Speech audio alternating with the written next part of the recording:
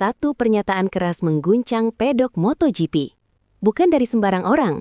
Ini datang dari legenda dunia, Jorge Lorenzo. Dengan penuh keyakinan, ia menyebut satu nama, Veda Ega Pratama. Prediksinya berani. Veda akan kembali menggila dan naik podium di COTA, Amerika. Sorotan terhadap pembalap muda Indonesia Veda Ega Pratama kembali memanas jelang seri Moto3 di Circuit of the America, COTA, Amerika Serikat.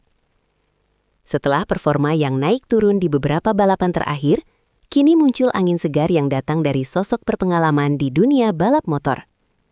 Jorge Lorenzo, mantan juara dunia MotoGP yang dikenal tajam dalam membaca potensi pembalap, secara terbuka memberikan penilaiannya terhadap Veda.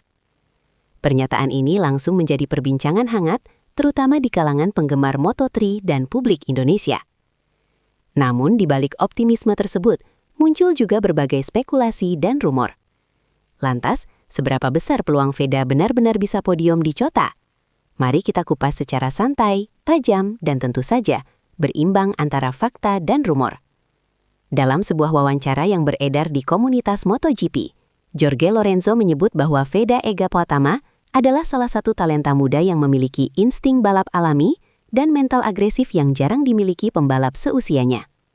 Menurut Lorenzo, karakter seperti ini sangat cocok untuk sirkuit seperti COTA, yang dikenal teknis, menuntut keberanian, sekaligus presisi tinggi. Fakta, Lorenzo memang dikenal sering memberikan analisis terhadap pembalap muda. Ia beberapa kali benar dalam memprediksi perkembangan rider muda di kelas bawah. Namun, belum ada konfirmasi resmi apakah pernyataan ini disampaikan dalam forum resmi MotoGP atau hanya dalam wawancara informal.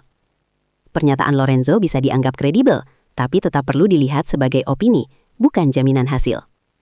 Circuit of the America bukan sirkuit biasa. Trek ini memiliki kombinasi tikungan cepat, perubahan elevasi ekstrim, dan sektor teknis yang sering jadi penentu nasib pembalap Moto3. Menariknya, gaya balap Veda selama ini dikenal agresif saat late braking, berani mengambil racing line sempit, cepat beradaptasi di sektor teknis. Karakter ini dinilai cocok dengan layout COTA. Fakta, pembalap dengan gaya agresif sering tampil mengejutkan di COTA. Moto3 adalah kelas yang sangat kompetitif, di mana selisih waktu bisa sangat tipis. Analisis, jika Veda mampu menjaga konsistensi lap dan tidak terlalu overpush, peluang masuk grup depan sangat terbuka. Dalam beberapa seri terakhir, performa Veda memang belum sepenuhnya stabil. Ada momen ia tampil sangat kompetitif, namun ada juga balapan di mana ia kesulitan menjaga ritme. Fakta, Veda beberapa kali menunjukkan pace yang cukup untuk bersaing di top grup, namun hasil akhir belum selalu mencerminkan performa sebenarnya. Masalah utama, konsistensi, manajemen ban, pengambilan keputusan di lap akhir. Ini adalah hal yang wajar untuk pembalap muda, tapi juga jadi penentu apakah ia bisa benar-benar naik podium atau tidak. Di pedok, mulai beredar kabar bahwa tim Veda telah menemukan setting motor yang lebih cocok untuk gaya balapnya. Rumor, setup baru diklaim membuat Veda lebih nyaman di corner entry. Performa di sesi latihan disebut meningkat signifikan. Fakta, belum ada data resmi yang menunjukkan lonjakan performa drastis. Semua masih berdasarkan laporan internal dan pengamatan tidak resmi. Ini masih rumor, tapi jika benar, bisa jadi game changer besar. Moto3 bukan hanya soal kecepatan, tapi juga mental. Balapan sering berlangsung dalam grup besar, dengan saling overtake hampir di setiap tikungan. Disinilah mental Veda diuji. Kelebihan Veda, tidak takut duel, berani mengambil risiko. Risiko, terlalu agresif bisa berujung kesalahan, bisa kehilangan momentum di lap penting. Jika Veda mampu mengontrol agresivitasnya, peluang podium akan jauh lebih realistis.